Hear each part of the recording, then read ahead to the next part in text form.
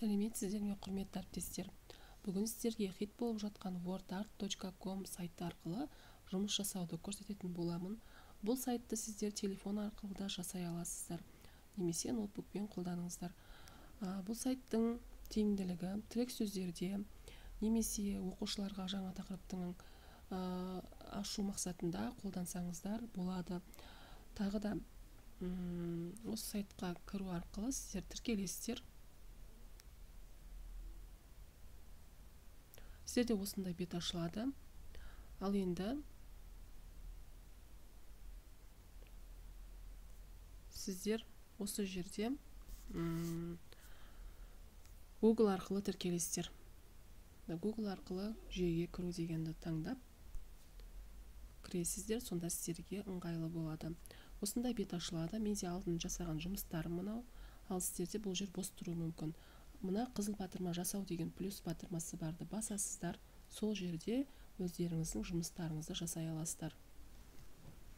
Бұл жерде фильтр деген көк жазудың астында Word деген жерге соны өшіріп, өздеріңізге қажетті сөзді жазасыз. Мысалға бір сол сөздерден, шашыраған сөздерден сөйлем құрастыр деп жасасаңыздар да болады, немесе тірек сөздер. Сол сияқты балаларға кез келген тапсырманы жасай аласыздар. Мысалға оңайлау бір тапсырма жасап көрейін. Дос, екіншісі көмек, үшінші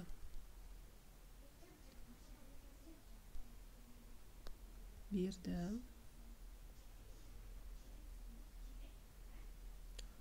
мына жерге барлығы деп қояйын. Ал ары қарай тағы да сізге жазу қажет болса, мына жоғарыда тұрған IDD деген плюс батырмасы бар, бассаңыздар, осы жерге сіздерге тағы да осындай жолақша шығарып береді. Ары қарай соны қосу арқылы жазып кете бересіздер.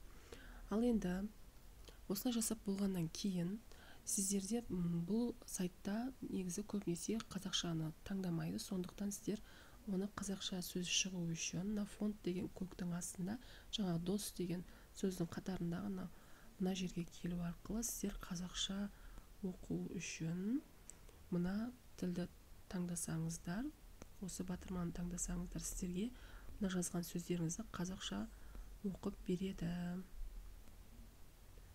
Осылай барлығын ауыстырып аламыз. Міне. Осылай ауыстырып алып,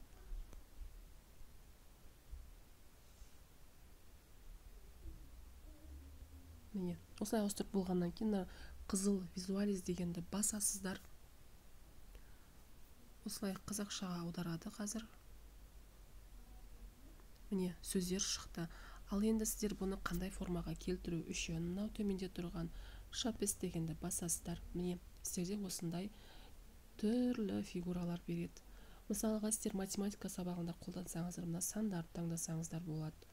Немесе дүниетану, жаратылыстану сабақтарында жануарлар, өсімдіктер, міне барлығы балаларға қатысты суреттер, жаңа жылдық және осындай сыйлық түрлері, тақырыбыңызға қатысты кез келген суретті таңдау арқылы сол пішінге келтіре аласыздар. Міне, гүлдің, адамның барлық формаға, дене шынықтыру сабағына қатысты бөлімдеріңізге қарай осы суреттер арқылы таңдай аласыздар. Міне. Ал мына фонд дегенді бассаңыздар, бұл жерге шрифті өзгерте аласыздар. Мына батырмада бұл жерде сөздерді қиғашынан, көлденеңнен, түзуінен жазуға да болады. Мысалға мен осыны мына таңдап, тағы визуализді басамын, сол кезде менде сөздерді тура осындағыдай қиғашынан, тігінен жасап береді. Міне сөздер өзгерді. Ал енді мен бұны формаға келтіруім керек. Мысалға, санға математика сабағынан өтейік. Математика сабағын байланыстырып өтсеңіздер, мен мысалға 5 деген санды таңдаймын. Визуализді қайтадан басамыз. Біздің сөздерімізді 5 санына турлап шығарып береді.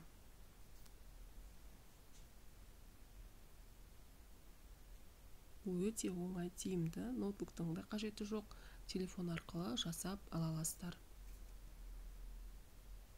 Міне 5 санына жаңағы сөздер болды. Мысалға бірінші сыныптарда осылай балаларға сөздерді осылай араластырып, осының ішінен көмек деген сөзі тауып сызып бер деп айтсаңыз болады. Немесе осы сөздерді құрастыру арқылы бір сөйлем шығарып бер деп кез келген тапсырмаға жасауға болады. Міне басқа суретті таңдап көрейік. Мысалға көбелек. Көбелекті таңдап, тағы визуализді басамыз. Визуализді басқан кезде бізге көбелектің пішініне келтіріп береді.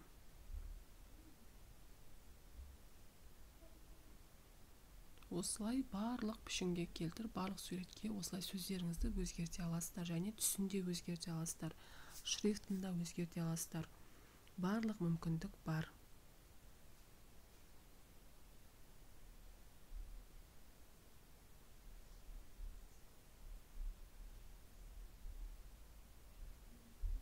Міне, бізде көбелек пішіні дайын болып жатыр.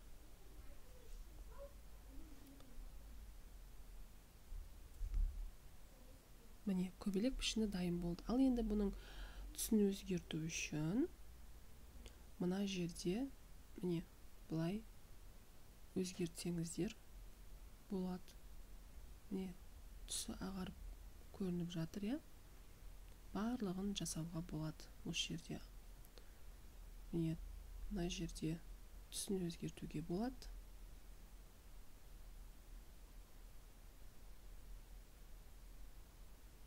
Міне, осылай түстерін өзгерту арқылы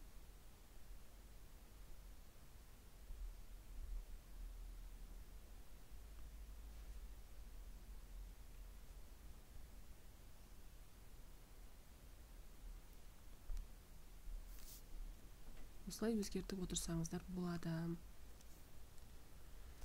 Ал енді осылай өзгертіп болғаннан кейін мына жерде жоғарыда download деген бар, жүктеу батырмасы сурет көрініп тұр ғой. Осыны бассаңыздар, сіздерге осы екі вариантты береді. Астындағы мынау қара 4-3 болып тұрғандар, олар ақылы. Мына төбедегі стандарт деп екеу тұр ғой, сол екеуін біреуін таңдасаңыздар, ол тегін. Мен бірінші тұрғанын таңдаймын. Ал енді маған осы суретті жүктеп береді. Міне, ашып көреміз. Не сіздерге дайын шығарып берді. Осыны балаларға шығарып беріп, тапсырманы орындатсаңыздар болады. Сіздерге пайдалы болды деп ойлаймын. Егер каналға тіркелмеген болсаңыздар, каналға тіркеліп, лайк басып кетіңіздер. Сұрақтарыңыз болса, комментарийға жазсаңыздар, немесе тағы да қандай сайттарды жұмыс жасағыларыңыз келеді, солар бойынша сұрақтар қойсаңыздар, барлығын каналға шығарып отыратын боламын.